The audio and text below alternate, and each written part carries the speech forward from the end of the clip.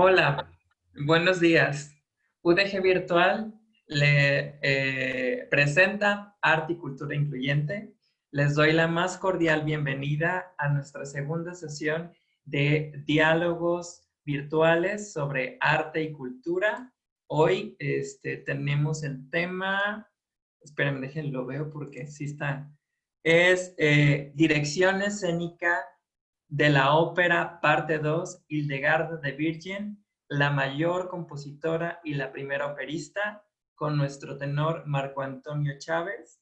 Y bueno, en esta sesión tiene el objetivo, está inspirada, estas sesiones están inspiradas en el concepto de diálogos sociales, en el que, bueno, el diálogo social es donde las instituciones dejan el papel de instituciones y toman el papel de pares, de iguales con los demás actores sociales, y esa es la intención de este webinar. Perdón, de este diálogo, es que como hay webinars por todos lados, de esta sesión de diálogo sobre arte y cultura con nuestro tema de la ópera y nuestro ponente invitado. Pero antes de continuar, vamos a pasar con mi compañera Eneida Rendón para que nos dé algunos atajos de accesibilidad para las personas débiles visuales, y nos invite a la biblioteca de Universidad Virtual. Eneida, ¿estás por ahí? Sí, aquí está. Modo de voz desactivado. Ay, la chica de labios rojos tan bonita. Ay, tú. Bueno, Adelante. buenas tardes. Gracias. Buenas tardes. Pues bienvenidos a esta segunda sesión. Y sí, estamos aquí muy contentos de continuar con estos ejercicios. Esperamos que ahora sí tengan muchas preguntas que hacerle a nuestro invitado. Y bueno, les comento que yo trabajo en el sistema de UDG Virtual también y estoy en la parte de biblioteca como responsable de los servicios especializados para personas con discapacidad, pero no solo ofrecemos apoyo a personas con discapacidad, sino también a personas sin discapacidad que quieren saber del tema, como por ejemplo asesorías a los maestros que de repente no saben cómo, cómo, perdón, Está en la reunión hospedada por el virtual se de escucha un micrófono. participantes. Ah, sí, ahora, Su video está apagado.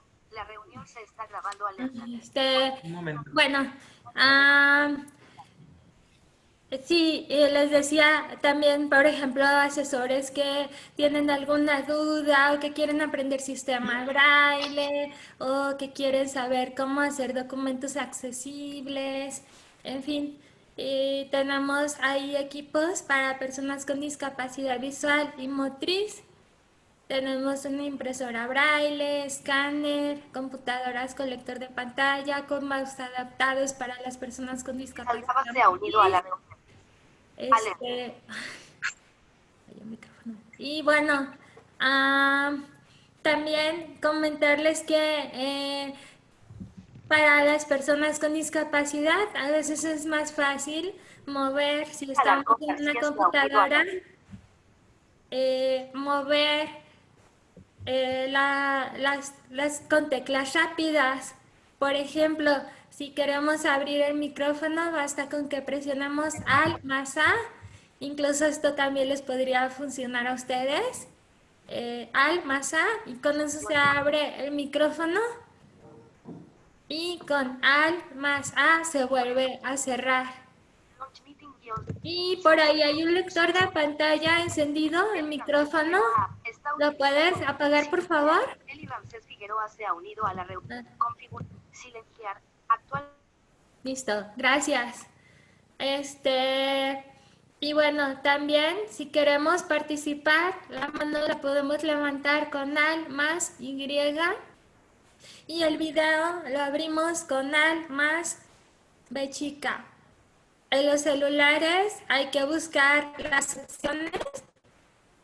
Hay que buscar, por ejemplo, el micrófono, para levantar la mano, y recordar que está en el botón, en el menú de más, y ahí aparece levantar la mano, como en la parte del centro hacia abajo de la pantalla. Y pues bueno, espero que estos tips les sirvan. De cualquier forma, pues estamos para apoyar.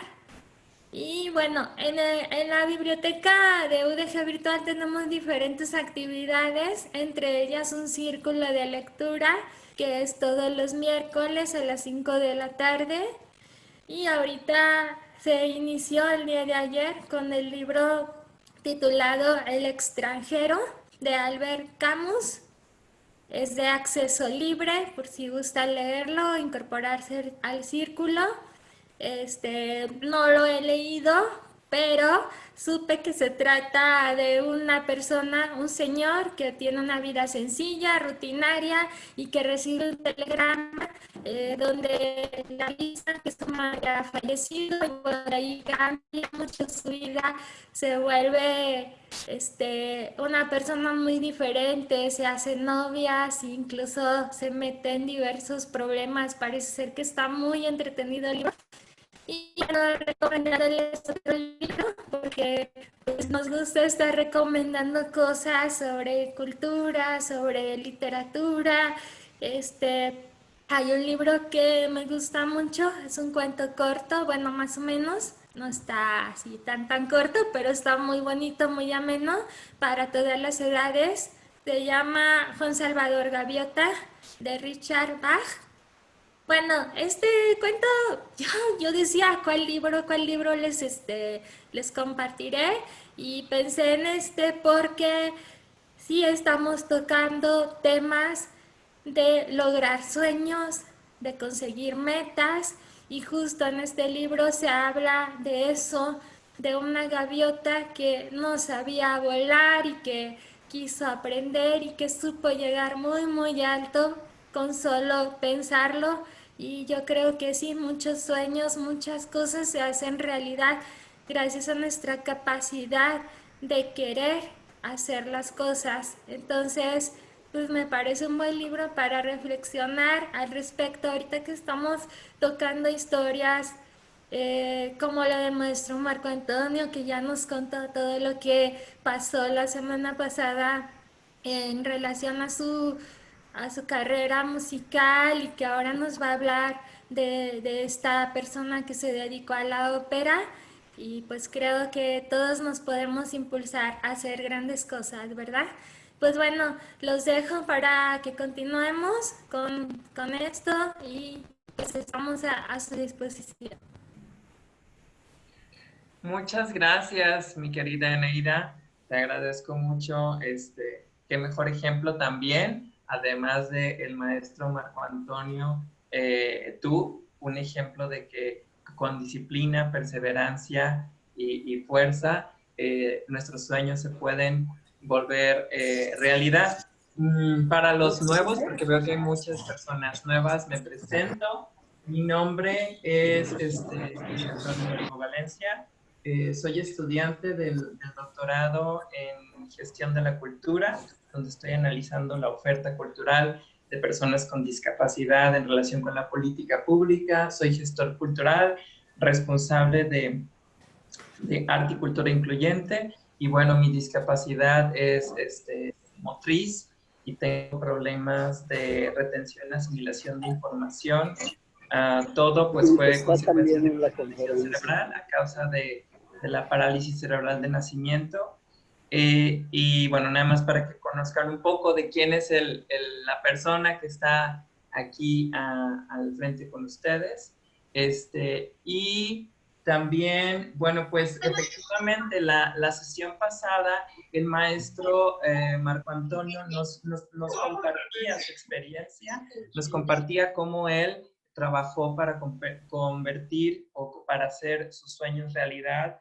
Él es es gestor cultural, productor, cantante, tenor ligero, investigador reconocido y prestigioso de aquí de la Universidad de Guadalajara, pero grosso modo lo que nos compartía el maestro Marco Antonio era la importancia de la praxis en el desarrollo profesional de alguien que está dentro de producciones o siendo productor. ¿Sí? Entonces, esta parte es muy importante, ¿no? Porque por eso, por ejemplo, cuando haces tu licenciatura, se fomenta que hagas tus prácticas profesionales, ¿no? Porque no podemos enfocarnos solamente. El mensaje era, hay que desarrollar otro tipo de habilidades y aptitudes, ¿no? Directivas y demás, que combinan y hacen función con esta interdisciplina para el desarrollo profesional, ¿no? Y bueno, pues qué mejor ejemplo de esto que nuestro invitado del día de hoy. Lo vamos a escuchar lo que nos tiene que decir y terminando, comenzamos a lanzar preguntas. Recuerden, para los nuevos que acaban de entrar, esto es un diálogo social, entonces, sin pena, pueden utilizar ustedes expresiones como para mí, en mi opinión, yo creo que, a mi entender, a mi parecer, a mi juicio, según mi punto de vista, personalmente considero que, o incluso, ¿verdad?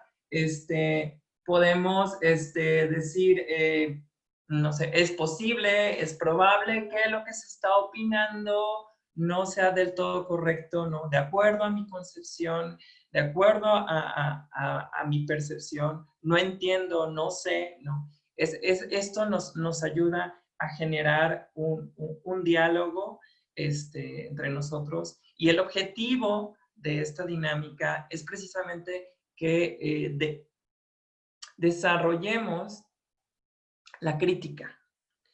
Todos tenemos vivencias, experiencias, juicios que son suficientes para dar nuestro punto de vista, aunque sea sencillo, y poder empezar a dar una crítica, ¿no?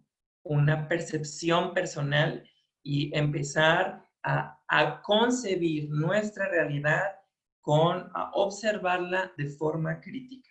Creo que eso es muy importante para el desarrollo de cualquier ser humano, ¿no? Entonces, pues, adelante, maestro, podemos comenzar.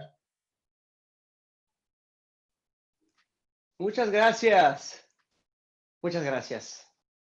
Déjenme acomodar un poquito esto. Eso, muy bien.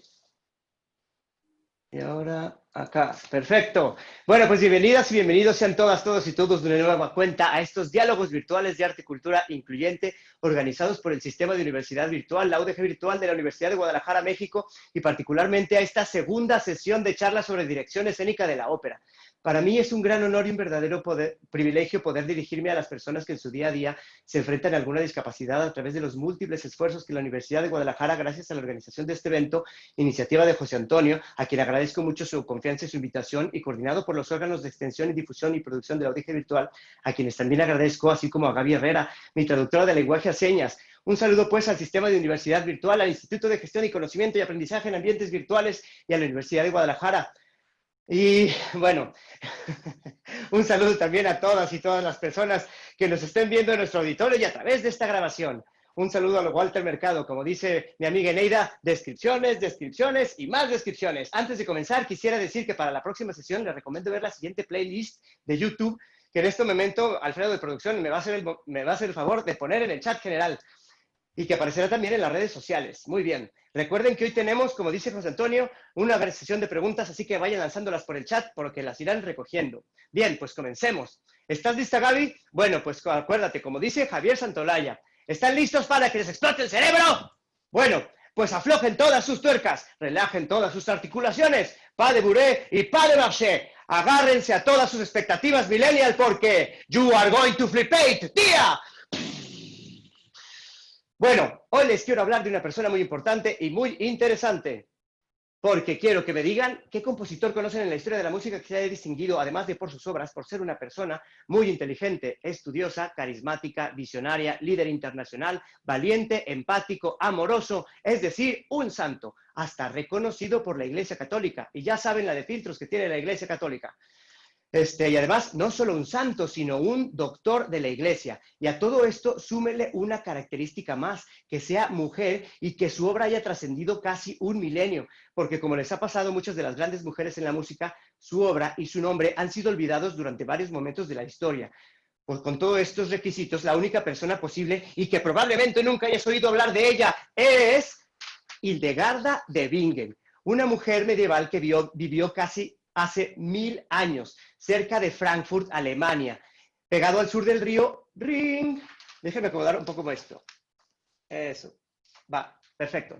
Ella quiso retirarse, bueno, estas son imágenes de ella. Ella quiso retirarse a vivir sola, pero la gente la seguía. Miren, ella nació en el año de 1098 y murió en el año de 1179. Así que fundó una comunidad de mujeres, o como se llama ahora, una sororidad. En ese tiempo, la mejor opción para hacerlo era como un convento benedictino. Ella fue toda su vida la madre superiora, que en ese entonces se llamaba la maestra. En el plano espiritual, ella es admirada porque dijo haber recibido de Dios, espérense, ya me perdí, dijo haber recibido visiones de Dios en distintos momentos de su vida. Ella escribía lo que veía y le ayudaban a pintarlo. Las importantes imágenes resultantes, como las que estoy mostrando en este libro, miren, son las que tenemos ahora en día junto con los relatos de sus visiones. Son difíciles de describirlas porque son imágenes que hablan de referencias que había en la época, castillos, guerreros, luces, etc. Su autobiografía llena de misticismo y las múltiples biografías que existen nos resultan muy interesantes de leer. Estos son varios libros. Este de Regine Pernot, de Editorial Paidós, que me costó la mitad de un ojo y traerla del otro lado del mundo. Y este es de Victoria Sidloff, de la Editorial Ciruela, escrita con Oce, que fue mi maestra en la Universidad Pompeu Fabra. Este es del Fondo de Cultura Económica, coeditado con varias universidades. Me lo regaló mi hermano, todavía tengo su dedicatoria.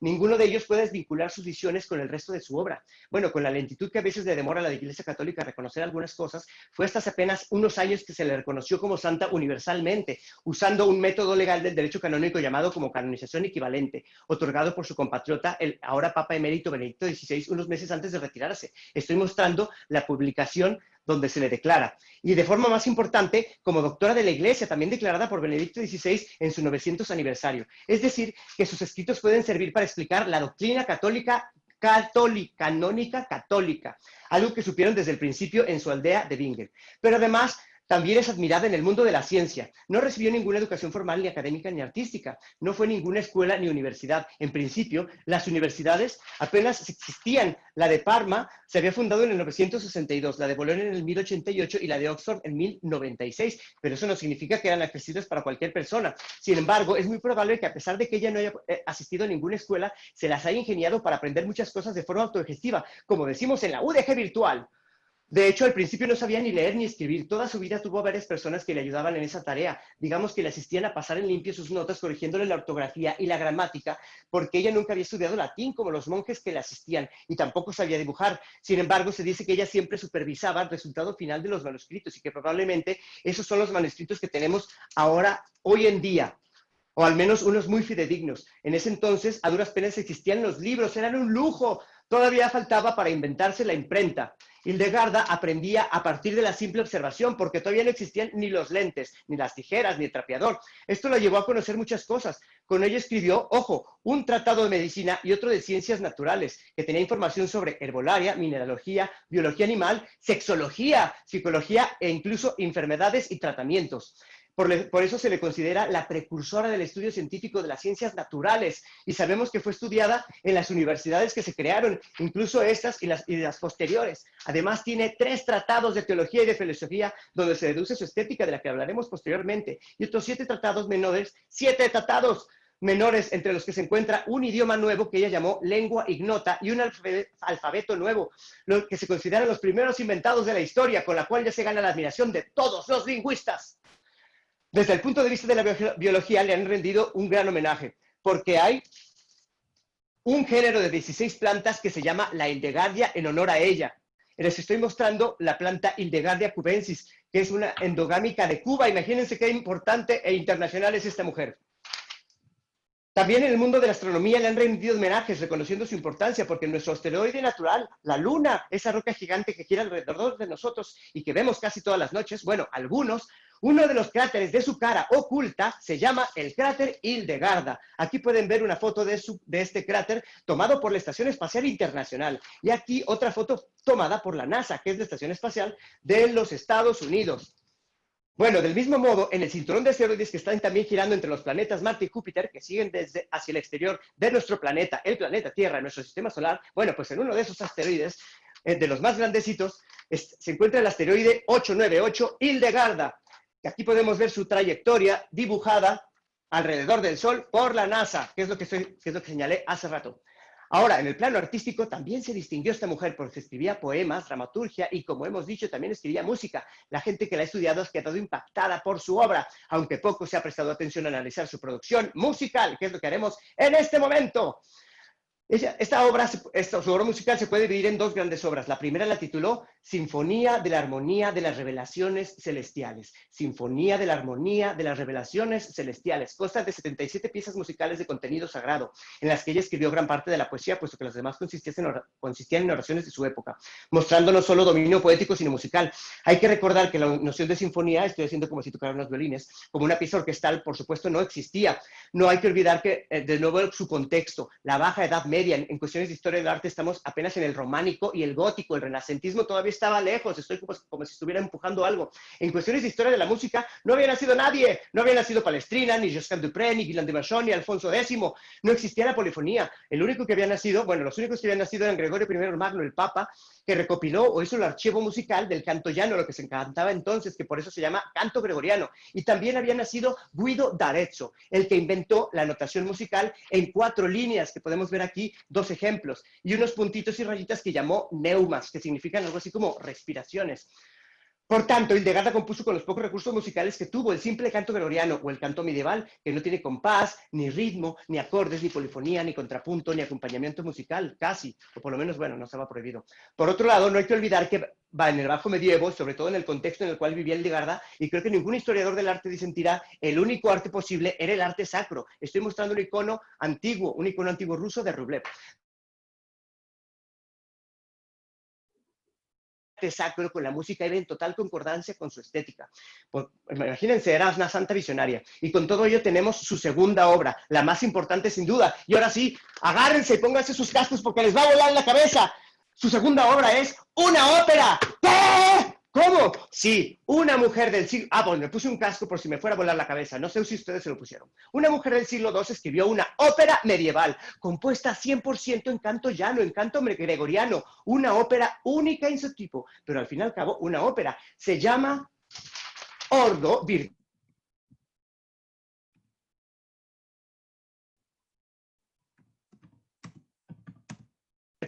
que por cierto significa el que es conocido por su fama. La representó frente a sus hermanas, otros clérigos y monjes, con lo cual quizás muchos no hayan caído en la cuenta en esto, pero significa que muy probablemente también la dirigió y la produjo. Esto sucedió probablemente en 1152. Repito, 1152, 1152. ¿Cómo es posible? Si la primera ópera no se inventaría sino hasta 446 años después, cuando Jacopo Peri estrenara en Florencia La Dafne, en 1598, con libreto de Ottorino Rinuccini, oficialmente la primera ópera de la historia, una ópera que lamentablemente está perdida y solo sobreviven algunos trozos y la música de libreto. Pero analicemos la obra de Hildegarda para ver si en realidad se puede considerar una ópera. Bueno, pues bien, así como existe el lenguaje musical y el lenguaje poético, yo podría escribir un bello soneto al respecto de cómo las diferentes disciplinas se mezclan hermosamente en la ópera. Estoy manoteando con los brazos. Pues en lugar de usar yo un lenguaje poético, al final de la última sesión, si lo recuerdan, utilicé una especie de lenguaje matemático, o más bien lenguaje algebraico, en el que estoy mostrando en este pizarrón. Ahora lo dibujé de una manera más simple, o quizás más compleja, pero es para explicar, a partir de lo que han utilizado otros compositores como el austriaco del siglo XX, Arnold Schoenberg, en su libro Teoría de la Armonía, o Harmonielehre, o el filósofo también alemán Theodor Adorno, en su trabajo La instrumentación de las canciones tempranas de Allenberg, y otros autores que resaltaban las cualidades del teatro y de la música, e incluso las mezclaban con el misticismo, como el pianista ruso Alexander Scriabin, el croata Rudolf Steiner, o el mismo pintor ruso Vasily Kandinsky. Bueno, en términos generales, El teatro, la escena, representado por la letra T, tiene 3 cualidades: palabra, luz y movimiento. Mientras que la música, con la letra M, tiene otras 3 cualidades: altura, timbre e intensidad. Mi postura es que la ópera, o el género operístico, estas cualidades no solo se suman, sino que interactúan. Los elementos musicales afectan los elementos escénicos y viceversa. Dicho de otro modo, las melodías y los recursos musicales afectan el movimiento, la luz y la palabra. Si Hildegarda fuera una operista, tendría que entender esta interacción, sin importar que el concepto de ópera, tal como no se hubiera inventado sino hasta 5 siglos después, y con ello los demás términos como oratorio, drama sacro, comedia en música, comedia en fábula, drama cantado, hablar cantado o incluso musicales. Bueno, pues analicemos entonces cómo se analiza una ópera, el ordo virtutum. Y primero, vámonos a la letra, es decir, al libreto. Maestro. El género teatral al que pertenece se denomina moralidad. Sí. Moralidad Hola, alegórica. maestro, ¿puede bajar perdón. un poquito la velocidad, por favor? ¡Claro! Es que va muy rápido. Sí, por supuesto. Por Bueno, Sí, favor. va demasiado claro, rápido. si no me dicen, por supuesto, es que si no, Gracias. me dicen que no alcanzo el tiempo, pero con mucho gusto le bajo la velocidad. Se llama moralidad alegórica. Este género consiste en una historia en donde las alegorías morales aconsejan a un protagonista que representa a la humanidad hacia el camino del bien. El conflicto de este tipo de obras reside en las luchas internas que el protagonista tiene para decidirse. Es un género teatral que fue muy popular en la Edad Media y lo es aún en el mundo del cine. Si nos fijamos en sagas de películas como Harry Potter, El Señor de los Anillos o Star Wars, podemos analizar cómo algunos de los personajes son la encarnación del bien o del mal, de vicios o de virtudes, como Lord Voldemort, Darth Vader o el Emperador, por un lado, u Obi-Wan Kenobi, Yoda o los padres de Harry Potter, por el otro. Así pues, estas sagas, además de todo lo que tratan de las luchas internas de Frodo, de Luke o de Harry Potter para elegir el camino del bien y vencer al mal. Pero ha habido en el cine otras moralidades más evidentes.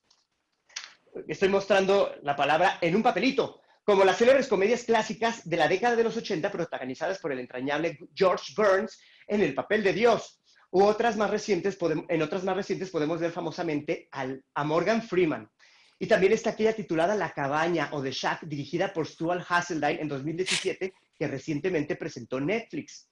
Bueno, pero lo curioso de la moralidad de Hildegarda es que es la primera de la cual sabemos en la historia, porque la siguiente proviene de un siglo después, lo que nos hace pensar también si fue Hildegarda la inventora de este género dramático. Hildegarda trata en su obra de una sororidad, una comunidad de mujeres solidarias, algo que está muy de moda. No voy a tener ideas normales, ni siquiera de una comunidad de mujeres empoderadas, sino de una comunidad de mujeres súper empoderadas, unas mujeres con superpoderes, unas superheroínas. Me estoy poniendo un gorro militar. Se trata de un ejército de mujeres virtudes. Me estoy poniendo un gorro militar. Dígame. Bueno, está muy padre y muy entusiasta lo que estoy diciendo, pero según yo, el origen de la ópera viene desde lo que es pues la tragedia griega, porque desde un inicio los griegos cantaban y actuaban lo que era la Ilíada, la Odisea y demás, que eran parte de su cultura, y de ahí empezaron a tener como que estos tonos, y lo cantaban pues y lo desarrollaban con canto y actuación y demás, para que las personas que lo escucharan como que sintieran más lo que fue estas costumbres griegas y tuvieran pues catarsis y depuración mientras estaban con este proceso vivencial. Entonces, incluso Aristóteles describe lo que eran estas sesiones en sus libros. Y perdón, es que no te escuché. ¿Perdón? ¿No me escucha? No te escuché la pregunta. No es pregunta, es comentario. O sea, que hasta donde se sabe en la historia de la ópera o los como orígenes o vistazos principales que hay sobre ópera vienen desde los griegos, cuando se cantaba y se creaba en la academia, bueno, en lo que sería la academia, la interpretación de la Ilíada, la Odisea y todas estas tragedias griegas. Bueno. En la que se empezó a experimentar y se empezó a ver que las personas que veían como espectadores estas interpretaciones llegaban a tener depuración y catarsis en lo que eran los sentimientos e incluso su sentimiento de identidad gregoriana, bueno, griega más bien. Y el mismo Aristóteles va describiendo lo que es esto. Hola, ya Entonces, estoy sin aquí. problemas. Ya volví. Ya Ok, volví. Muy bien, bien. vamos a tu pregunta. Y entonces todavía me dice que esta chica Perdón, supo todas estas cosas sin necesidad de estar, sin que hubiera tenido educación, pero sí existía la educación, incluso la academia data desde el 82 antes de Cristo. perdón, ¿quién me está hablando? Perdón. Eh, No sé, creo que tienen problemas con conexión. perdón, ¿cuál es tu nombre? Es que no te identifico. Soy Marta. Marta. Ah, Es- Marta. Y perdón, es que creo que el maestro no escuchó lo que estabas diciendo. Yo también perdí la conexión, yo también. pero no sé si puedas, por favor, me comenta la producción, esperarnos poquito. Creo que el maestro está por terminar y comenzamos la sesión del diálogo, la parte del diálogo con tu participación, ¿te parece? Ok. Sí, gracias. Listo, maestro, puede continuar. Perdón, muchas gracias. Parece que yo tuve un problema de conexión, pero pues ya estamos aquí de nuevo. Les estaba hablando entonces, esperen, ¿de qué se trata Ordo Virtutum? Ahí está, bueno, se trata de una mujer, recuerden que tengo un sombrero de militar. Se trata de una... Bueno, sí, ya. Estaba tratando de optimizar el tiempo, pero pues ya sé que hablé muy rápido. Ahí está. Lo curioso de la moralidad de Hildegarda es que es la primera de la historia porque la siguiente que se conoce data de un siglo después, lo que nos hace pensar si Hildegarda fue la inventora de este tipo de géneros. Hildegarda retrata una sororidad, que es una comunidad de mujeres solidarias, algo que está muy de moda hoy en día, pero no una comunidad de mujeres normales, sino una comunidad de mujeres con poderes especiales, con superpoderes. Unas mujeres súper empoderadas, súper heroínas, la orden, el ejército de las virtudes, que es lo que significa literalmente traducido al latín, ordo virtutum. Son tan poderosas que puedes ver en escena cómo de un plumazo y sin despeinarse reducen al mismo demonio, reducen y atan al mismo demonio para defender a las almas humanas a las que protegen cuando éstas piden su ayuda contra él con el fin de purificarse e irse al cielo. Yo no puedo evitar cómo me parece similar la actitud que nos presenta en la Melissa de Virtudes a un ejército de superheroínas de los...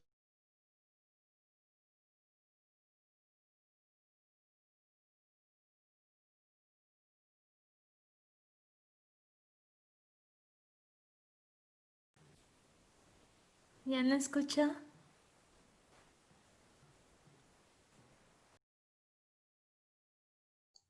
No desaprovechar la oportunidad para lanzar al mundo de los cómics la intriga de si también será Hildegarda con la invención de la moralidad alegórica. ¡Wow! Se está cortando. Sí, se está No me, cortando. no me están oyendo, ¿verdad? ¿Quieren que intente volverme a conectar? Está en línea, maestro, solo Ya se está. interrumpió un momento. ¿Sí? Bueno.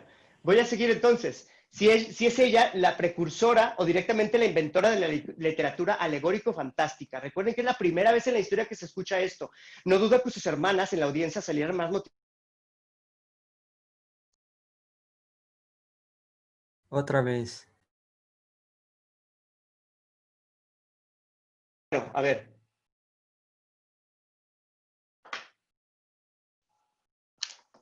Nos quedamos en que no duda que sus hermanos. Espérate.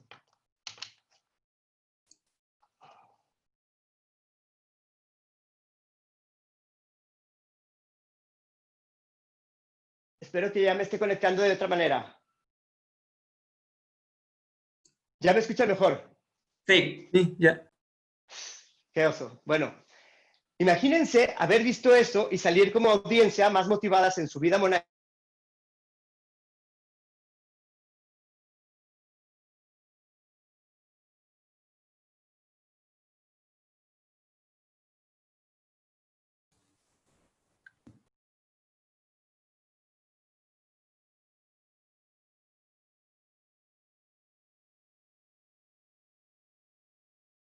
Otra vez.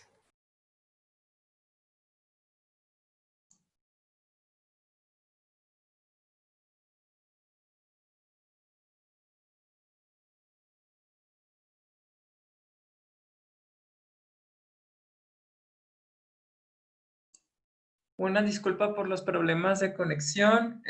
Vamos a esperar un momento a ver si el maestro se puede volver a conectar. Parece que, según lo que reviso, se desconectó.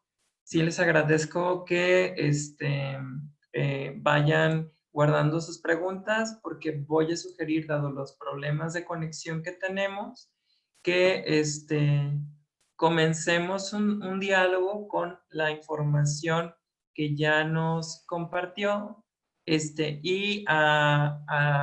conforme vaya pasando el diálogo, se vaya compartiendo o se vaya compartiendo el resto de la información. Ya No estoy sé, aquí. Espero que Manuel. no se corte más. Ya estoy aquí, espero que no se corte más. ¿Qué hacemos? Ustedes díganme. Sí, estaba pensando, maestro, que Sí, podemos, porque veo que tienen comentarios, bueno, por la participación que tuvimos, tenemos comentarios al respecto y podemos seguir en el mismo tenor de los comentarios y las es que preguntas, y son más conforme se importantes. vaya desarrollando la conversación, el diálogo, usted puede irnos ilustrando de la información, ¿le parece? Por supuesto. Vamos Sí. adelante. Era Marta, ¿nos puedes compartir tu comentario, por favor? Oh, creo que deberíamos aprovechar que ya volvió y que parece que no tiene lag para que nos siga contando el porqué de la importancia de la ópera que ha creado Hidelgarda, pues, porque se quedó como que en lo más importante, ¿no? Fue una introducción muy Más o rápida menos. y larga, pero pues creo que también algo de lo chido de la ópera de Hidelgarda es como no solamente eran un grupo de heroínas que están luchando contra el mar para lograr conquistar las virtudes del alma humana, sino también el detalle de cómo planteó la aparición del mal, que era el diablo, que fue una aparición con un hombre que berreaba, pues ni siquiera Sí, cantaba, porque porque, ella concebía que no tenía armonía. Y si exacto, no exacto. tenía Ese armonía, pues no podía vocalizar armónicamente hacia ese es el punto la alma. que quiero hablar, porque ese es el punto en donde, como Hildegarda, este, Gracias, Marta. perdón, Hildegarda lo que hace con el personaje del diablo es que no le da voz, porque para ella el diablo, bueno, para ella el canto es una alabanza a Dios, entonces el diablo no puede participar en el canto. El diablo tiene que estar representado en la escena porque, pues, como dice José Antonio Fortea, el diablo tiene que haber una estética del mal, tiene que estar en escena. Pero pues Hildegarda lo deja sin voz. Entonces esta es una decisión operística porque hace una decisión musical a partir de una característica de los personajes, que es algo que iba a explicar. Entonces esto es algo que permite que se interactúe algo musical con el teatro.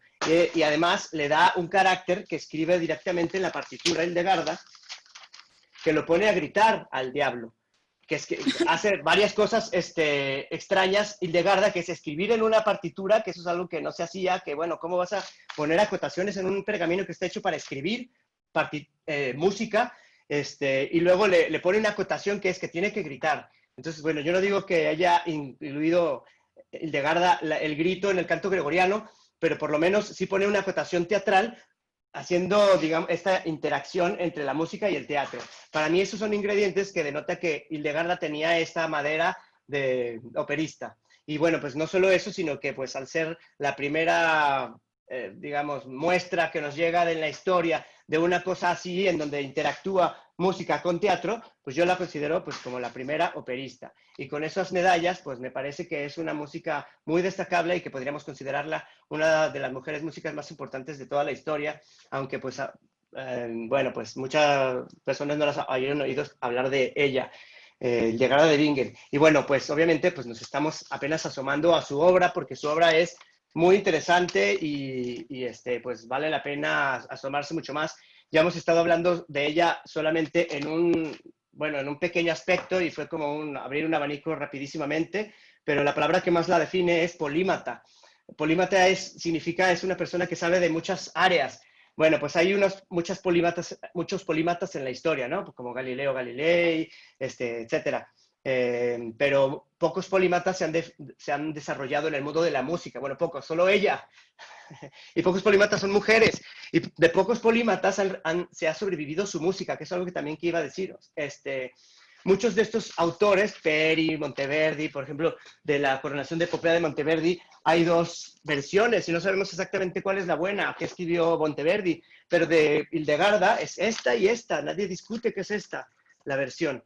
Y además su obra ha sobrevivido 900 años intacta, con la autoría incontestable, completita, entonces nadie la ha puesto en duda. Es algo que desde la historia de la música y desde la historia del arte es muy raro que una gran persona, un polímata, y sobre todo de la música, y que además es un santo, porque bueno, pues hay gente que sabe de muchas cosas, pero también se distingue por no ser muy buena gente, pero pues bueno, da igual, es muy inteligente y saca libros y todo lo que uno quiera, pero pues es importante también ver qué clase de persona es, pero bueno, como Hildegarda inventó esta obra y solo fue una obra y está olvidada y no fue así como su gran carrera musical que hizo 40 óperas y giras, no, pues solo hizo esta, pero con esta, según yo, pues logró cruzar, digamos, la línea, logró que interactuaran música con teatro y lo hizo de una manera genial porque pues solo estoy yo resaltando un pequeño detalle, que pues, los hay más. Es genial cómo podemos rescatar la obra de Hildegarda de Bingen en este punto específico, no solo como santa, como visionaria, como geóloga, como astrónoma, sino como música y sino particularmente como una operista. Muy bien, maestro. Pues la verdad es que a mí me parece muy interesante, incluso, por ejemplo, ahorita que nos comentaba sobre la relevancia de la característica de sus personajes. ¿Qué características tenían sus personajes, maestro? Pues es muy curioso, o sea, nosotros estamos tratando de analizar una obra de hace 1000 años y por supuesto, pues claro que estamos intentando analizarla como si estuviéramos viendo otra película de Netflix, pero debemos entender que no existían códigos, no existían las maneras, no existían los 1000 años de historia del cine, del drama que han pasado. O sea, solo existía el teatro griego y 2, 3 cositas más. No era así como, sí, otra moralidad. A ver, y ahora cómo retrató a las heroínas, ¿no? Con casco, sin casco, volaban, estas no volaban. O sea, ella se lo inventó todo. Y bueno, ella como ponía los personajes, primero, bueno, hay una sinopsis, pero bueno, haz de cuenta que primero salen unos patriarcas que las presentan y dicen, estas son las virtudes. Y a mí lo que quería resaltar también en mi exposición es que Hildegarda las pone como unas mujeres, o sea, femeninas, las virtudes, porque antes aparecen profetas que dicen, aquí les presentamos las virtudes, y bueno, y luego las virtudes salen, y es muy curioso porque, bueno, yo lo comparo como si las superheroínas demostraran sus poderes, porque hay una escena en donde cada una de ellas se va presentando y va diciendo, mi poder es este, yo logro que las almas tal, y luego la otra canta, mi poder es este, yo logro que las almas tal, y luego en otra escena, digamos que están como en acción, porque varias almas gritan su ayuda, entonces llegan ellas y de repente están con un alma en específico, que es como el alma protagonista, y dicen, ay, auxilio, auxilio, y es cuando dicen, pues ahorita nos llevamos al demonio, y paz, paz, paz, lo atan sin ningún problema y se lo llevan. O sea, no es como, ay, tuvimos una baja. No, no. O sea, como dije, de un plumazo y sin despeinarse. Entonces, no sé, imagínate ver eso por primera vez en tu vida, que nunca lo has visto, que nunca te has imaginado que en una obra de teatro pues puede haber como unas superheroínas que aten al diablo, ¿sabes? O sea, para ti el diablo es no sé, una concepción que lees cosas del Apocalipsis y dices, ay, Dios mío, el diablo, qué cosa tan terrible. Y de repente lo ves representado en escena, que no canta, y ves a un montón de mujeres que lo rodean, lo reducen y se lo llevan, y dices, caray, mira, estas mujeres se parecen a mis hermanas, las que barren y trapean y me hacen de comer y les hago de comer a ellas. No sé si me explico, pues, fue una idea muy interesante de Hildegarda expresarlo, y además, pues, no fue como, ay, voy a hacer mi superópera para demostrar qué gran música soy. No, sino era una obra, pues, didáctica, era una obra piadosa, que era para lo que se hacía el arte en ese momento, y la representó varias veces como para... ¿En qué idioma estaba? En latín, todo está en Oh. latín, como decía los estándares de la época, porque como digo, si nosotros comparamos la obra de Hildegarda, Ya lo vemos. cómo la hizo con las obras de su época, pues cumple con los estándares musicales y estéticos de su época para hacer una ópera y, como digo, cruza también digamos, las fronteras de estas disciplinas, o más bien las mezcla, como sucede en el género operístico, ¿no? Ya sea musicales, ya sea drama cantado, porque pues también cada una de estas recibió varios nombres, ¿no? Por ejemplo, el mismo Orfeo de Monteverdi se llama Fábula en música, y por ejemplo, que es un Cleopatra y Cesare de Graun, se llama Drama per Musica. El término de ópera tampoco se inventó hasta después, ¿no? Para que no me digan, es que si no se llama ópera. Y también el término de oratorio también era otra cosa. Pero bueno, eso luego lo discutimos. Sí, entonces entiendo que lo que quiere resaltar es que Hildegarda, ¿sí lo pronuncio bien? Hildegarda, claro. Hildegarda era una mujer evolucionada a su tiempo. Por supuesto. O sea, imagínate que, te digo, una moralidad es la primera que sabemos en la historia. Y la siguiente del estilo que sobrevive, bueno, es de un siglo después. O sea, no es de 5 años después que alguien se la copió. O sea, 100 años después. O sea, imagínate ¿qué estaría pasando dentro de 100 años? O sea, ¿o qué pasó hace 100 años? ¿Te imaginas? Entonces, no sé, pues la verdad es que yo creo que nadie ha visto Hildegarda desde esta perspectiva. O sea, a ella se le ocurrió esto. Y esto se volvió extremadamente popular en la Edad Media y, como digo, en el cine también se volvió muy popular esta estructura dramática en donde el personaje se debate entre el bien y el mal. Pues claro que lo hemos visto, no lo dejamos de ver. Entonces imagínate del tipo de cosas que estamos hablando. O sea, es la primera. Y eso también es muy importante. O sea, Hildegarda no solo rompió las barreras estéticas de su época, de decir, bueno, pues yo voy a inventar un tipo de obra de teatro o yo voy a inventar un tipo de musicalización de las obras de teatro y lo voy a escribir y lo voy a representar y le voy a dar además un cierto uso, porque también me parece interesante que ella lo haya producido, sino también rompió las barreras de género de su época y rompió las barreras de género de otras épocas, incluso de la nuestra. Y lo más importante que ella rompió, la barrera más importante que ella rompió, desde mi punto de vista, es la barrera del tiempo, porque estamos hablando de 900 años de preservación, 900 años en los cuales su obra sobrevivió, su obra teológica, su obra filosófica, su obra estética, su obra científica y su obra artística. O sea, consigue otra cosa y similar. Eso es algo que me parece a mí súper sorprendente de esta mujer súper sencilla, medieval, que vivió en un convento toda su vida, etcétera.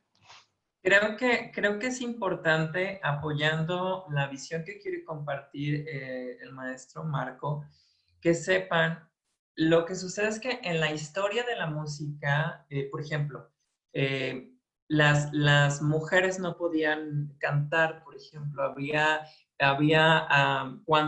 cuando se intentaba, por ejemplo, tener una voz femenina que era muy relacionada con los ángeles y con esta idea de Dios, lo que se hacía era, por ejemplo, castrar niños para preservar a los cantantes que podían alcanzar notas altas, porque no era bien visto que las mujeres cantaran. Entonces, por ejemplo, Johann Sebastian Bach, muchas de sus obras de Johann Sebastian Bach han sido encontradas en los templos, porque los templos eran, digamos, como las escuelas que daban acceso al conocimiento, pero quienes componían eran puros hombres.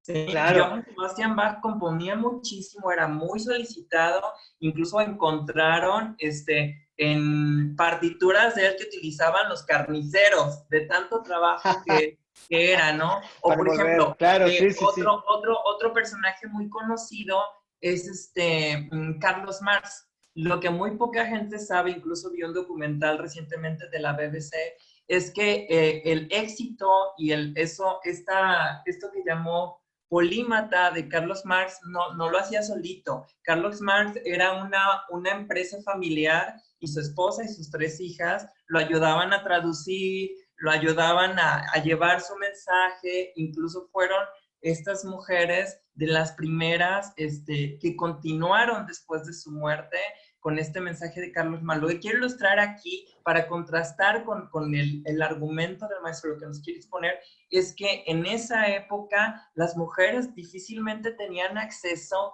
a la información y más a la música. Ahí tenemos la historia de Juana Inés de la Cruz, que se tuvo que vestir de hombre para poder acceder a las letras.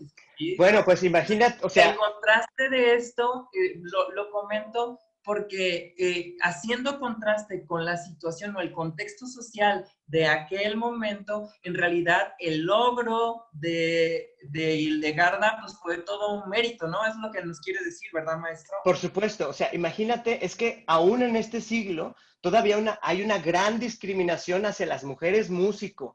O sea, a las mujeres que están vivas ahora, que son músicas, que cantan, que dirigen, que componen, todavía sufren una gran discriminación en este siglo. Imagínate los siglos de antes, ahora imagínate hace 1000 años, o sea, hace 10 siglos, o bueno, hace 9 siglos. O sea, y luego imagínate todo lo que ha sobrevivido el no querer quemar obras de mujeres, porque las mujeres no solo han sido relegadas, sino que han sido silenciadas. O sea, su obra ha sido así como... No la queremos ver, no queremos darnos cuenta que hay mujeres que tienen talento.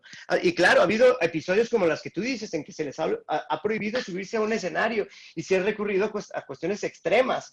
Ha habido siglos muy extraños y muy raros y muy radicales en cuestiones de la música. Entonces imagínate toda la importancia que tiene esa mujer, siendo una gran inventora, siendo una gran innovadora en el ámbito de la música, y aún así habiendo sobrevivido 10 siglos de mucha discriminación ante la mujer.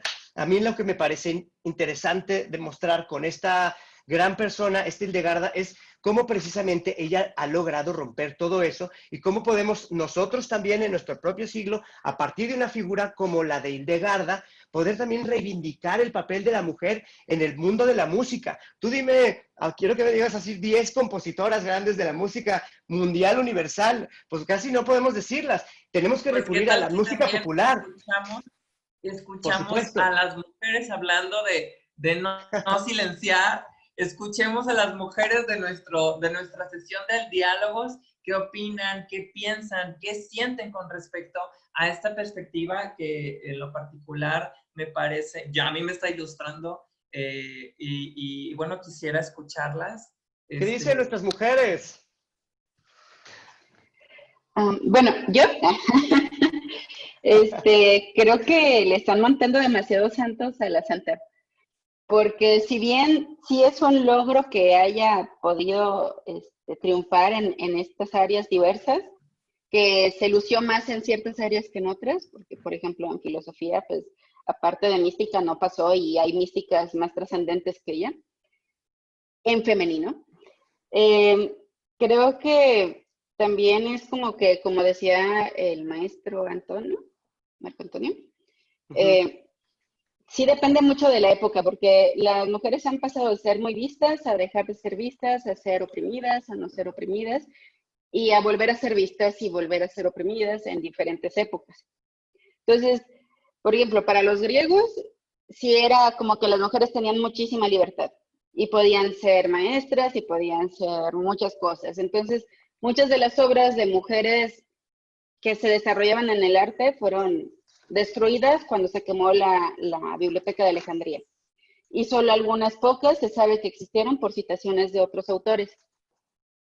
De las que no se sabe, pues quién sabe, ¿no? Luego también lo que agarra Hildegarda para crear su obra está basado también en las musas. Que cuando se hablaba de las musas, por lo general las musas tenían una virtud, el arte, la música, nada más que ella pasó esas virtudes a las virtudes religiosas. Lo que le permitió ser y hacer fue que estaba bajo el velo de su religión, que le permitía poder explayarse en cuestiones religiosas o en el ámbito que tocara temas religiosos dentro del monasterio. Entonces, eso también fue algo que posibilitó que ella pudiese crear no solamente óperas, sino que pudiese crear diferentes obras en diferentes ciencias, porque tenía al alcance la educación que se le brindaba por el monasterio y aparte, porque si bien no había, como dices, universidades tal cual, que sí existían universidades fuera, pero no permitían tal vez a las mujeres como estudiantes en lo que era en la vida monástica, sí tenían acceso a obras, incluso podían llegar a traducir obras de otros idiomas y así aprender indirectamente sobre ciertos temas. Entonces, el hecho que estuviera bajo la acogida de la religión, de una casa religiosa, le permitía a ella poder desarrollarse artísticamente en diferentes áreas, cosa que no muchas mujeres de la época tenían. Para hacer el 1200, que todavía no se permitía a las mujeres poder estar en la vida artística como cantantes o compositoras o lo que fuese, ella tuvo esa posibilidad y ese rol, e incluso la posibilidad de presentar su obra gracias al cobijo de la iglesia. Y en un contexto monárquico, o sea, su obra no se dio a conocer al exterior hasta mucho después. Porque mientras estuviera en este círculo cerrado, estaba protegido y era permitido.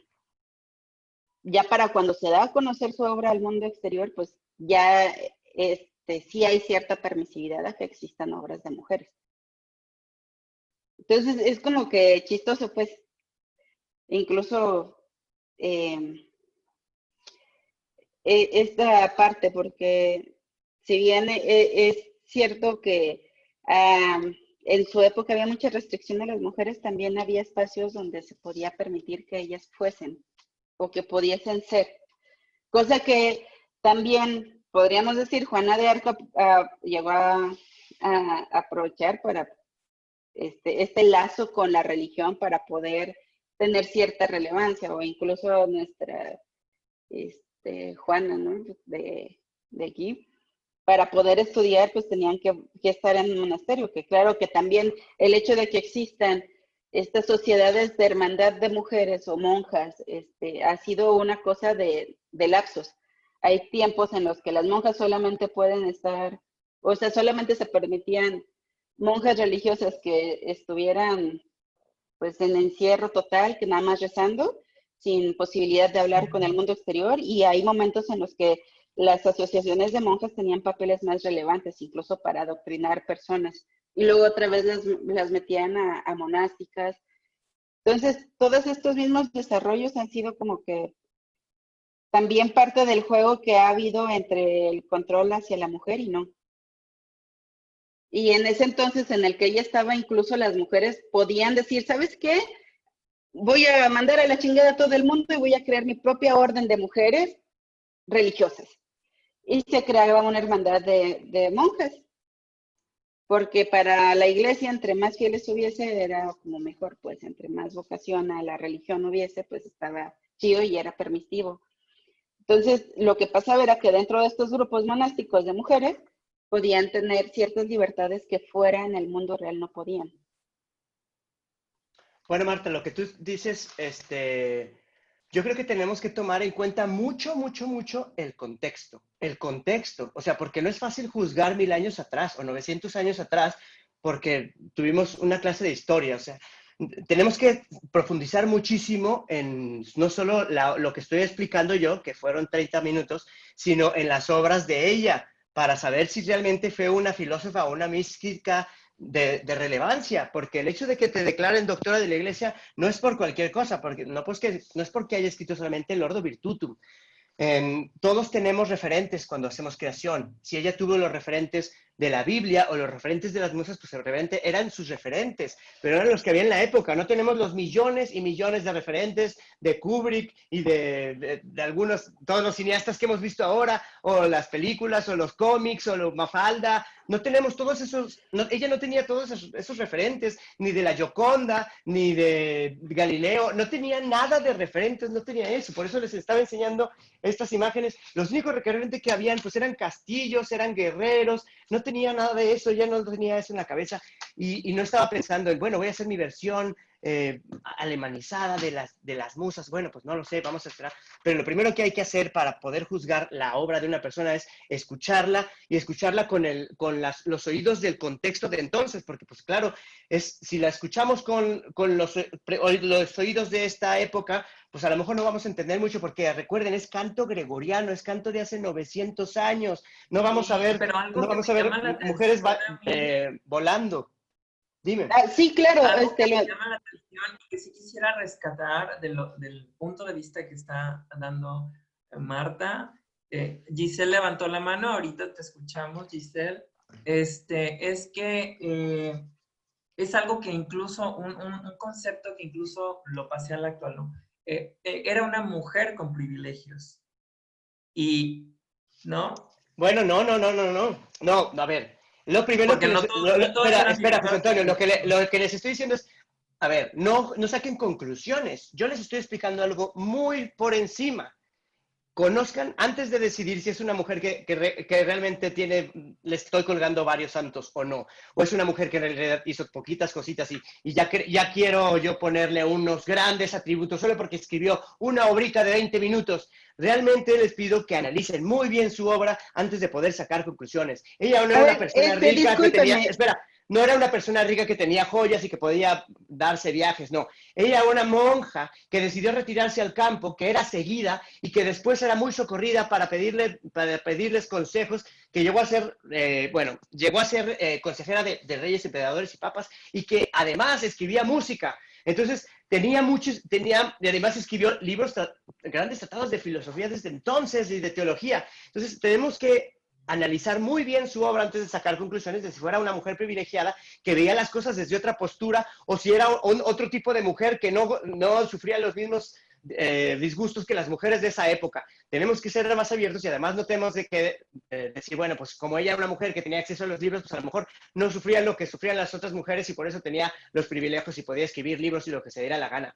Tenemos que saber que ella empezó su vida productiva a los 40 años y que a partir de eso tuvo que tener varias dificultades. No solamente se ponía a escribir libros y escribir cosas todas las tardes con sus pajaritos pitando allá afuera por la ventana. También atravesó muchas cosas y les recomiendo muchísimo porque es muy agradable y es muy edificante conocer su obra y conocer las obras que ella escribió, su autobiografía y sobre todo leer las visiones, son muy impactantes. Bueno, listo. Discúlpeme, creo que estamos teniendo un problema de traducción del lenguaje, porque a lo que yo me refiero es que ella pudo hacer todas esas cosas debido a que tuvo esta acogida en la iglesia, debido a que tuvo acceso a tener documentaciones, debido a que tuvo acceso a una cierta educación y a poder tener el alcance de buscar cómo producir sus cosas.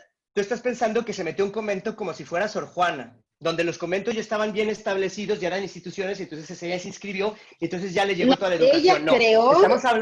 Estamos hablando de ni siquiera el concepto de un convento, porque yo lo dije así para que fuera una manera de entenderlo. Monasterio como existían en el año 1100, o sea, era una casa, era más parecido a una cuestión de clausura, porque los conventos como los conocemos ahora, como a lo mejor lo que estás pensando, como una institución donde la gente entra y haces novicio y después de los años te conviertes en otra cosa, y así ya tienes acceso a muchísimos libros de los mejores editores. No, eso no existía entonces y faltaban siglos para que existiera. Ella se mudó a un bosque para estar con sus hermanas y ella tenía las reglas y lo que hacían era pues sembrar, comer y nada más, muchas cosas más. No era que le llegaran libros, o sea, a lo mejor sí le llegaban libros, que es lo que yo quería decir, porque pues de alguna manera tuvo que educarse y también vivía a un lado de otro convento de monjes, que era pues como se hacía en la época, pues como sabemos, eran los que lo supervisaban de alguna manera. Pero pues tampoco era, y esos eran los monjes que le ayudaban a escribir las cosas que ella tenía que escribir porque ella no tenía educación, pero no es que se inscribió al convento y ya le empezaron a dar filosofía. Disculpe, o sea, creo que me está usted prejuiciando lo que cree que yo sé al respecto, porque sé que eran los monasterios tipos donde estuvo San Agustín, que era prácticamente un grupo de gente que se seguía, hacía comunidad junta y predicaban juntos, y se iban formando en sí juntos. Pero no era su intención predicar. Ella solo quería estar sola. Disculpen, ¿Quién habla? Hilda Pascua aquí. Doctor Marta Verónica, disculpen, creo que si nos empezamos a enrolar en esto, se está perdiendo un poco el sentido de conocer las aportaciones de Hildegardis de Bingen. Solamente como un dato importante, lo que decía el doctor, de no juzgar y de considerar el contexto es muy importante.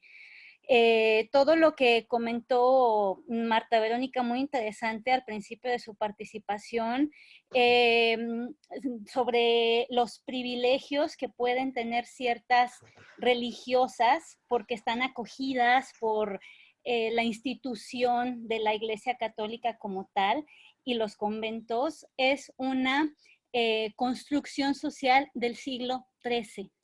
Los conventos existieron como tal a partir del siglo XIII. En 1400, estamos hablando de muchos siglos antes, y creo que no es enriquecedor para esta charla enfrascarse en esto. Creo que sería mucho más interesante poder continuar con esto que el doctor nos está compartiendo al respecto de Hildegardis de Bingen. ¿Qué te gustaría conocer de ella? Pues simplemente hacer un comentario, me parece bastante revelador como tal. Lo que comentaba el doctor al respecto de la representación de las virtudes, ¿sí? Porque y por el hecho de que ella puede ser una pionera o precursora de la representación de las virtudes como una figura femenina. Porque bueno, si bien al respecto de las virtudes han escrito Platón, Aristóteles, Tomás de Aquino,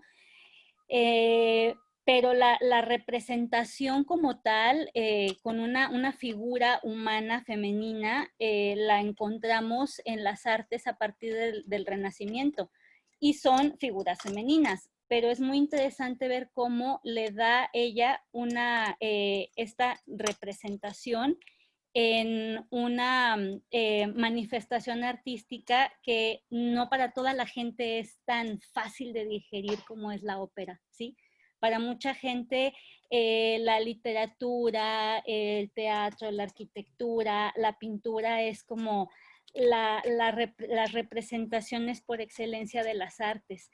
Sin embargo, a mí me parece muy revelador saber esto, que ella puede ser la primera en que le da una figura humana, femenina, a las virtudes, ¿sí?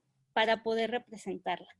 Creo que tiene muchos méritos, y no precisamente porque haya tenido privilegios, sino por las cualidades de ser humano que ella tuvo. Muchas gracias por el espacio. No, de nada. Yo creo que todos los Y más diálogos manos levantadas. enriquecen, un segundo, todos los diálogos enriquecen la dinámica del diálogo, ¿no? Las perspectivas, es importante no limitarnos y poder dialogar y dar a conocer nuestro punto de vista y nuestra crítica. Ninguno vale más ni ninguno vale menos. Ahora vamos a escuchar a Jesús. Adelante, Jesús, puedes abrir tu audio. Jesús. Sí, ¿se escucha? Sí. Gracias. Adelante. Estoy de acuerdo con Marta en cuanto a que efectivamente a lo largo de la historia ha habido altas y bajas en el empoderamiento y la participación de las mujeres en la sociedad. La época griega es una de ellas, pero también lo es esta época en esta parte concreta del medioevo. Santa Hildegarda también tiene una cosa interesante, que es que ella está contextualizada en un momento en que cuando ella escribe sus cartas, su documentación es muy prolija, muy bien catalogada. Ella se dirige a papas, a emperadores, incluso sabemos muy bien que sus padres eran parientes del emperador del Sacro Imperio Romano Germánico. Esto habla de que entonces pertenecía a una posición privilegiada y por lo tanto el espacio que ella se va abriendo en la sociedad, que es muy gradual, muy paulatino, aquí pues habría que meterse un poco más en la vida de la misma monja, porque ella no solamente escribe la literatura mística, a lo cual ella aduce que son revelaciones celestiales, sino que también va a empezar gradualmente a partir de los años 40 de su vida a escribir a papas y al emperador, sobre todo Federico Barbarroja.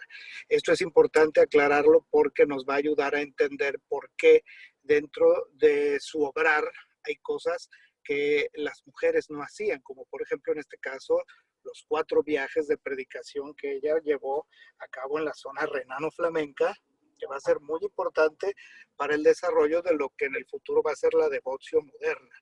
Recordemos que esta zona de Germania, lo que era el antiguo Sacro Imperio Romano Germánico, será también el lugar de 2 vertientes opuestas. Por una parte, la mística de la zona del Rin, en donde la devoción moderna va a ocupar un lugar preponderante para la actividad de los laicos en la sociedad, y por otra parte el nacimiento del protestantismo a partir del siglo XV.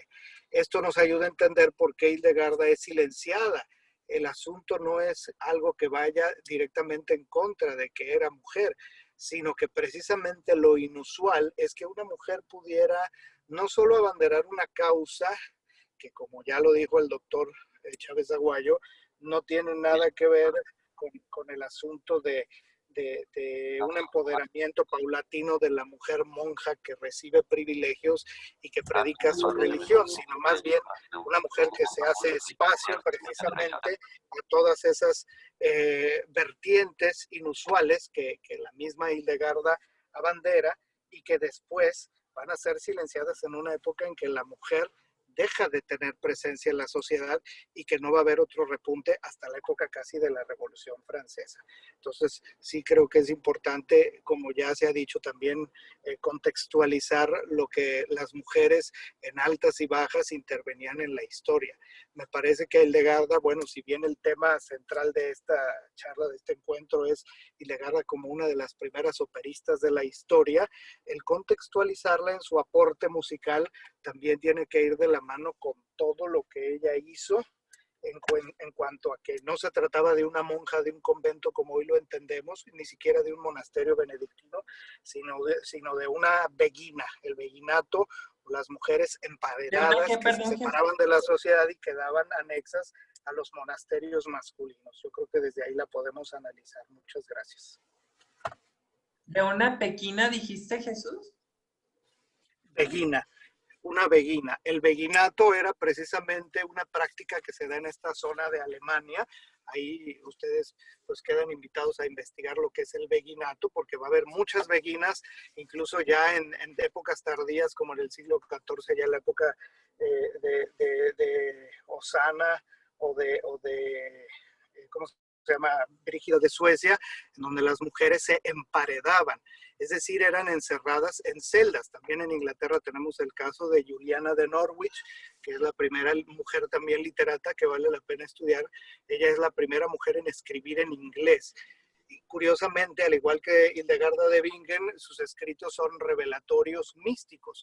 Por eso también vale la pena contextualizar que si bien es cierto que como valor literario el lenguaje cobra esplendor en la pluma de las mujeres, sea precisamente en este contexto religioso y también visionario, porque la visión, visto de una manera escéptica, no tanto como revelación celestial, sino como sensibilidad y análisis de una época histórica, porque toda visión mística responde al momento que se vive. Y ahí se puede contextualizar tanto la obra que en vida es aprobada por el Papa Eugenio, que es el Esquivias, como el Ordo Virtutum, que nos remonta ya al final de su vida y que también tiene que ver con un interdicto que le prohibió el uso de la música en su propia comunidad, en el Ruppersberg, ahí en Bingen, y que va a mover a Hildegarda no solo a producir su vasta obra musical, sino incluso a hacer un tratado en donde ella defiende el valor de la música. Esto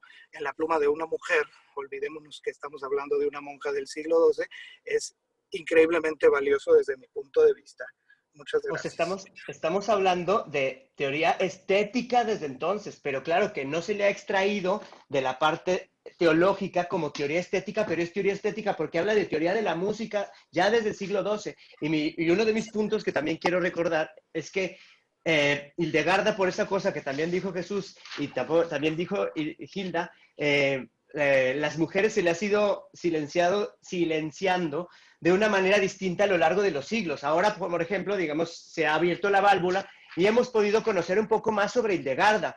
Pero, digamos, tenemos que Yo lo que seguir, sí quiero rescatar de... perdón, déjame nomás decir una cosa, tenemos que, ahora que sabemos un poco más de Hildegarda, yo sugiero que nos hagamos más preguntas al respecto de historia de la ópera, para no decir que la primera ópera es la de Jacobo Peri, sino pensar también en la idea genial que tuvo Hildegarda al crear Ordo Virtutum, aunque haya sido una idea aislada, pero se le ocurrió musicalizar una obra como a otra persona no se le había ocurrido y no se le volvió a ocurrir hasta dentro de 5 siglos. Y esto es algo que a lo mejor le podemos llamar una protoópera, pero sin lugar a dudas tendremos que considerar, al menos desde el lado de la música, esta idea genial que tuvo Hildegarda, no solo de crear una ópera, sino también desde el punto de vista teatral de crear la moralidad alegórica. O sea, que eso es una mujer, una genio. De hecho, ese era el punto que quería tocar justamente, ¿no? Cuando, gracias Jesús por, y Hilda, Marta, por enriquecer este diálogo, maestro. Cuando dice Jesús, se abrió espacios, ¿no? Cuando hablamos de abrir espacios, estamos hablando de actitudes, aptitudes de una mujer que tiene intrínsecas, un background, un capital humano, ¿no? Que le permitió desarrollarse en un contexto, o sea, con aptitudes y actitudes, capacidades evolucionadas, ¿no? Que le permitió romper barreras. Y eso es muy curioso porque, bueno, hasta la fecha nosotros tenemos estudios de feminismo donde se desarrolla este concepto que estamos tocando ahorita de la interseccionalidad, ¿no? Como comenta Jesús, ¿no? Son muchas cosas que intersectan en su realidad que ella tuvo que vencer para seguir adelante, además de sus capacidades, ¿no? Entonces, yo creo que eso es una de las cosas que más llama la atención. Todo lo que están diciendo Marta, Jesús, Hilda, el maestro, abona precisamente a quedarnos con esta idea de las capacidades que han tenido las mujeres aún al paso del tiempo, y Hildegarda y la escritora que nos acaba de mencionar Jesús, son un ejemplo de eso y un ejemplo de ese concepto que todavía se maneja en la actualidad de la invisibilización, ¿no? Que aún al día de hoy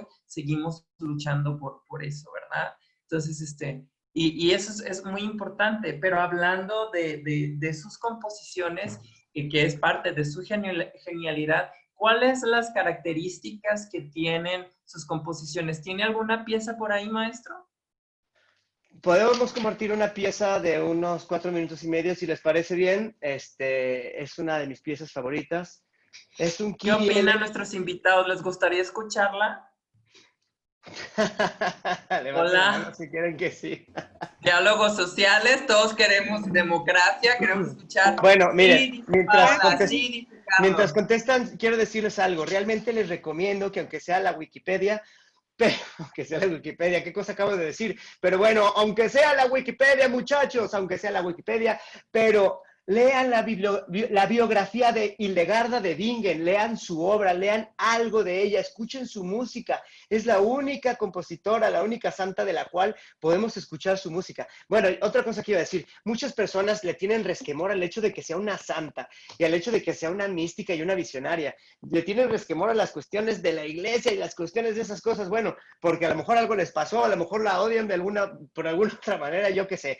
Bueno, pues les intenten quitarse ese tipo de odio y acérquense de cualquier manera a Hildegarda de Bingen, porque es una mujer ejemplar, es una mujer ejemplar. Si tú eres mujer, pues lo verás, y si tú eres hombre, también lo verás. De todas maneras, acércate a leer la obra de Hildegarda de Bingen, su biografía, todas las cosas, todos los obstáculos a los cuales se enfrentó, son alucinantes cómo se enfrentó a todos sus obstáculos. No hay una cosa que se le pusiera enfrente que no pudiera vencer. Se le ponía enfrente a los papas, a los emperadores, emperadores y los regañaba. Es interesantísimo leer las cartas de Hildegarda, ver cómo regaña a Francisco Barbarroja y le dice, estás mal, no deberías hacer esto. Y a los papas también los regañaba. Es muy importante, es muy interesante ver cómo una mujer tiene tanta actitud y es una mujer de hace 900 años. Por favor, entonces les pido que lean su biografía y lean su obra, porque ahora mismo vamos a escuchar un poquito de su obra.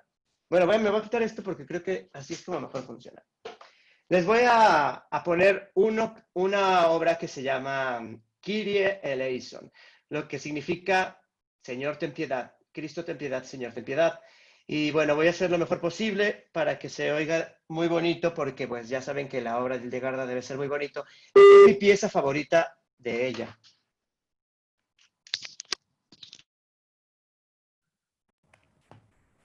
¿Me escuchan? Sí.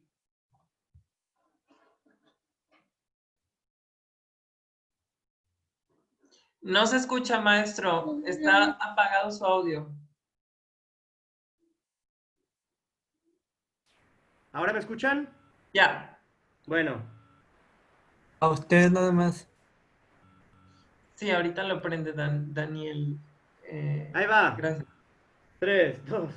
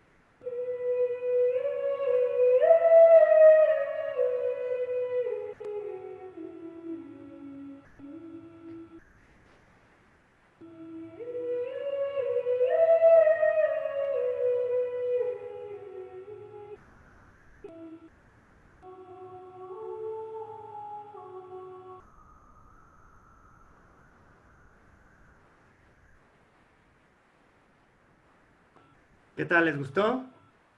Sí, Sí, creo que es importante, al igual que cuando hablamos de por qué la genialidad de esta mujer marcar un contraste, para todos aquellos que no estudiaron música o no saben de música, hay figuras en esta pieza musical. En aquella época, casi todo se tocaba en octava u octava y media. Y aquí pasó casi a la segunda octava. Hay figuras como el tresillo, hay figuras como algunos silencios que a los ojos de esos tiempos era música del diablo, ¿sí? Entonces, y no era permitida, o sea, o sonaba angelical y sin ningún semitono o no se tocaba. Entonces, es importante que entiendan estas características del contexto musical y de la composición musical para entonces hablar de lo impresionante y del virtuosismo que tiene esta composición. Adelante, maestro. Miren, yo lo que quería destacar de esta pieza, bueno, es mi favorita de Hildegarda. No sé si trataron de captar, perdón, no sé si pudieron captar, pues no sé, como esa espiritualidad que tiene, esa cosa que tiene. Es muy hildegardiana esta cosa y además cantada por mujeres es algo muy impactante. Como tú dices, tiene unas figuras musicales muy extrañas. En ese tiempo no existía ni siquiera la idea de tema musical como leitmotiv, como tan, tan, ta, tan, tan, ta, tan, tan, ta, tan. Ese es un leitmotiv. Esto no existía hace 900 años, pero para mí esta pieza es una especie de experimento de tema musical en donde ella desarrolla este tema a lo largo de las repeticiones normales. Nosotros, si conocemos esta oración, se dice, Señor, ten piedad, y se repite. Cristo, ten piedad, y se repite. Señor, ten piedad, y se repite. Esto lo que da es que musicalmente, bueno, pues musicalmente es una frasecita que la puedes estar repitiendo 6 veces sin ningún problema. Pero lo que hace Hildegarda es, la repite las 2 veces, la primera vez, y la tercera vez la hace como una repetición libre, como si fuera una variación de su propio tema. Y eso es lo que me parece muy interesante de ella y de precisamente esta pieza, que hace esa invención de el tema musical. Y además de que lo hace muy bonito, con estos saltos, ¿cómo se dice? Estos saltos que da mucho hacia arriba, estos intervalos muy, muy altos que da hacia el sol. Y también las notas que da muy bajas. Bueno, la verdad es que es muy bonito y toda su obra tiene estos juegos musicales que no son planos, que no son cualquier cosa, que de repente también te da esa sensación que se llama la sinestesia, te da como la sensación de que te da otras imágenes o alguna cosa así. Sí, sí, además, yo creo que una de las cosas, dijo una palabra porque, bueno, en las clases de apreciación musical en el conservatorio, cuando escuchas la música, es efectivamente muy plana, es una de las cosas extraordinarias de su pieza. Pero también es importante resaltar algo que aquí quiero que los demás aprendan y que tiene que ver con el arte y la cultura, que es la importancia de la escritura musical. En ese tiempo también no había manera de voy a grabar la música para hacerme un trending topic, ¿no? Y todo el mundo me escuche, ni tecnología, o lo escribías en partitura o no había manera de dejar un rastro. Por ejemplo, todo el mundo habla de la genialidad de Farinelli, pero no hay grabaciones de Farinelli. ¿Sí? Entonces, tenemos una idea de lo majestuoso que podía ser ese hombre, porque alcanzaba 3 octavas, casi 4, ¿no? Sin que se notara su cambio de registro, pero no hay grabación. Entonces, y las grabaciones que hay, pues son deficientes, ¿no? Entonces, la importancia del ABC de la música para todos aquellos que deseen estudiar canto es importante porque, bueno, además también para los que practicamos, te cansas de escuchar la misma pieza y la lees. Ya después nada más la lees, ¿no? Porque es muy cansado estudiar y repasar una pieza. Pero a ver, tú dime una cosa. ¿La pieza es la escritura o la pieza es lo que cantas? ¿No? Exacto. Y además creo que sí entiendo el punto de vista del maestro con respecto a la genialidad, porque quienes estudiamos música y estudiamos armonía, composición, melodía. No es cosa fácil. No es cosa fácil hacer una pieza, ¿no? Que tenga originalidad, virtuosismo y demás cosas, ¿no? Hablar de alguien que se atrevió a generar nuevos conceptos en el ABC de la música, habla de alguien, voy a pasarlo ahora, ¿no? En el lado que nos dicen, ¿no? Inventen sus propios conceptos, sus propias teorías. Estamos hablando de alguien que tenía una perspectiva de la música a nivel doctoral, ¿no? Y en un tiempo donde el doctorado todavía no existía, ¿no? Entonces, entiendo que no existían las universidades. Imagínate el nivel que sus escritos estudiaban en las universidades, o sea, no era nivel doctoral, era nivel super mega pro. Era nivel rectora plus, doctora honoris causa. O sea, lo que ella escribió se estudiaba. Sus tratados eran tratados sobre plantas, minerales, psicología. Dale. Entonces, el hablar de que existe o existió una mujer virtuosa y que es mujer, es una de las cosas que podemos rescatar. Es una mujer, o sea, porque a final de cuentas sí, predominaba los hombres, y hablar de que, yo creo que yo me quedo con eso, hablar de que desde entonces, desde ese momento, hay mujeres con grandes capacidades que las sigue habiendo al día de hoy, y dar a conocer que siempre han existido seres humanos extraordinarios es magnífico, ¿no? Con capacidades extraordinarias, y sobre todo siendo mujeres. ¿De qué hablamos aquí? De que desde ese tiempo al día de hoy, cuando las capacidades están presentes en un ser humano, hablando de diálogos sociales, no existe distinción. No, no hay distinción. Entonces, y creo que es una de las cosas que más me asombran de esto, para quienes conocemos la música, lo difícil que es la composición de la música. Bueno, la verdad es que mis respetos para esta santa, ¿verdad? Entonces, no sé si estamos por terminar la sesión, no sé si además tenga algún otro aporte. Bien, maestro, pues lo escuchamos para las conclusiones. Pues muchísimas gracias. A ver, déjeme decir lo último que iba a decir, pues ya para cerrar. Bueno, pues ya les hablé de que el silencio, pero bueno, voy a decir solo lo último.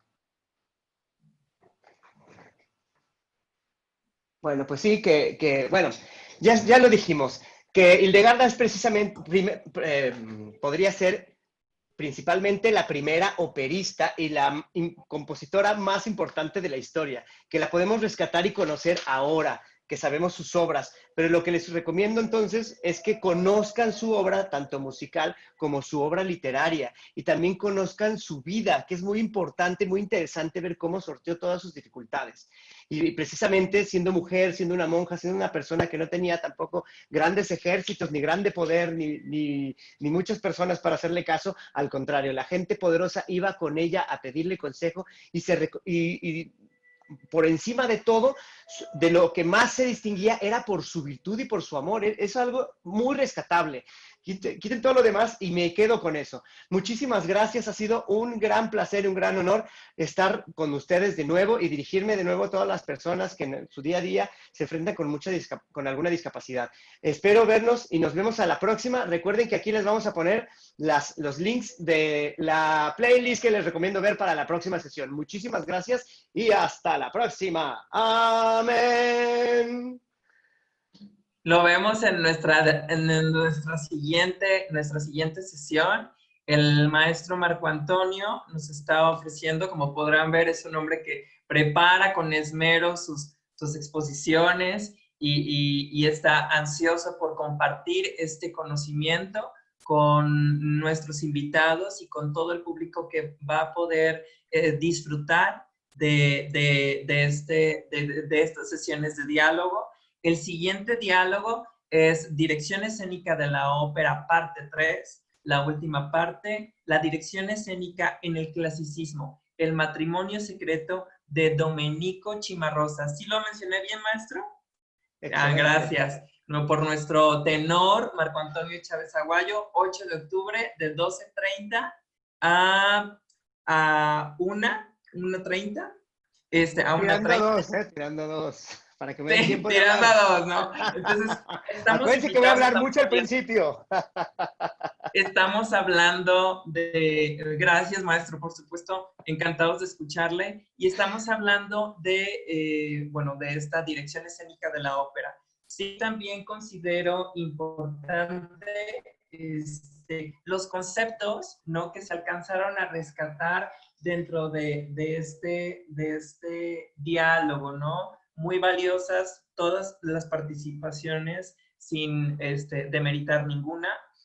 Por supuesto, gracias por enriquecer. Al contrario, anímense más a hablar. Este es un espacio de libertad. Y bueno, yo creo que esta parte donde en nuestro discurso encontramos la importancia del conocimiento, la importancia de enriquecer nuestras aptitudes, nuestras habilidades para poder trascender con el paso del tiempo, y donde vemos que la humanidad sigue estando presente en realidades incluso de otro tiempo, donde la interseccionalidad, donde el cierto privilegio y la importancia del contexto siguen vigentes, como lo es ahora, ¿no? Entonces, bueno, y ahora cerramos con esta parte. Les agradezco muchísimo su participación y pasamos a las recomendaciones de nuestra cartelera, ¿no? Y nuestro aprendizaje de lengua de señas importante, es todo esto que estamos haciendo.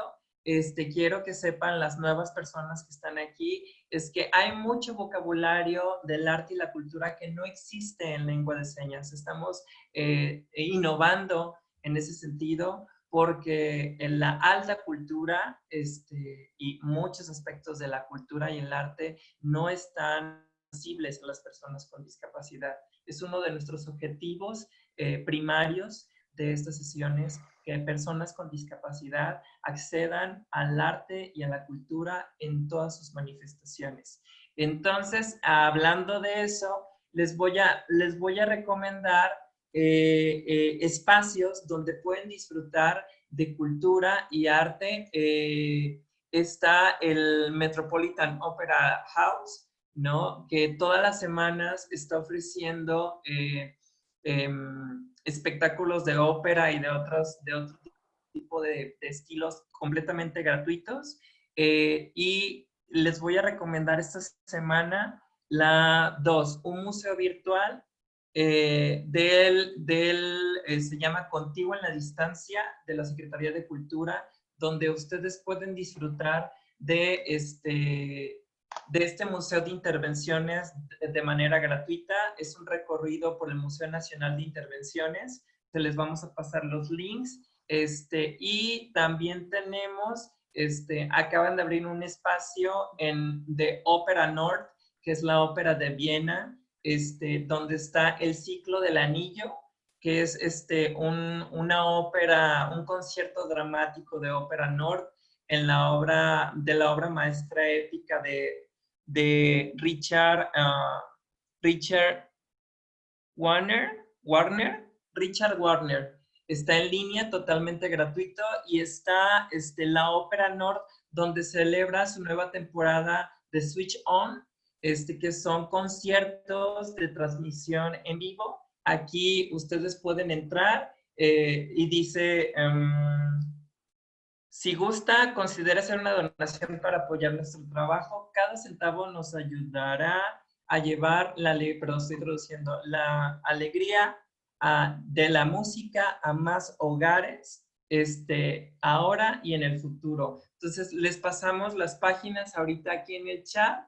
Y yo en lo personal, hablando de Hildegarda y de la importancia del canto, tuvimos, y del ABC de la música del solfeo, tuvimos un curso de canto, entrenamiento vocal, Y bueno, gracias, agradezco a algunos de ustedes que están aquí. Les agradezco su respuesta y su solicitud.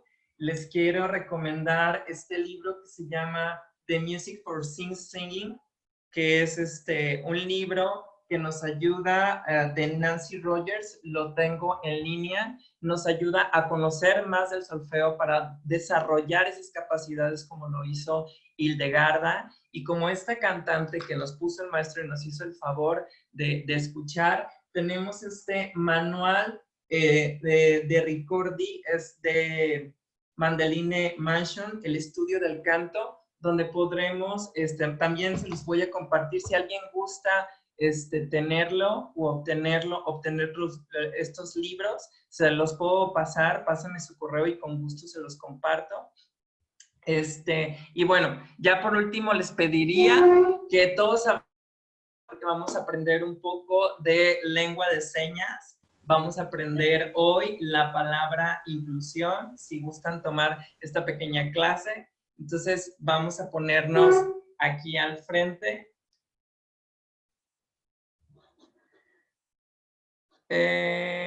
Y bueno, vamos a poner la mano al frente y hacemos como que cerramos el puño y ponemos aquí la mano, así. Y es como todos caben, todos dentro. Esto es inclusión. Entonces, pues bueno, muchísimas gracias. Este es un poco de lengua de señas, ¿no? Cerramos la mano para los débiles visuales, cerramos la mano como si fuera un puño al frente de nosotros. Y en el centro de nuestra mano metemos nuestra otra mano como diciendo todos cabemos, todos caben. Eso es inclusión. Todos caben. Y aquí en este espacio de libertad, todos los comentarios caben, se los agradezco muchísimo. Les recomiendo que consulten nuestra cartelera, estén al pendientes de nuestro taller de apreciación musical y de nuestro ciclo de audiciones para nuestra muestra cultural. Muchísimas gracias a todos.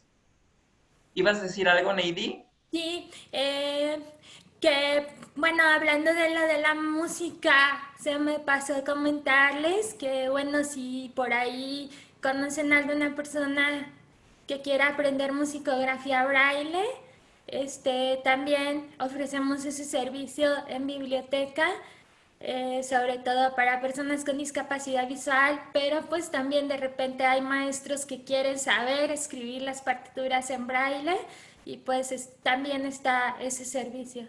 Gracias.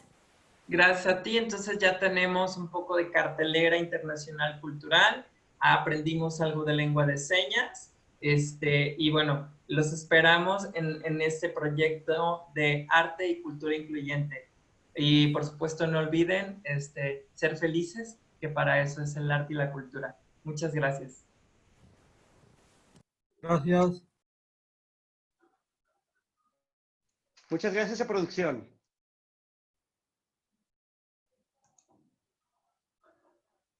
Hasta luego, chao. Gracias, chicos. Gracias, Gaby.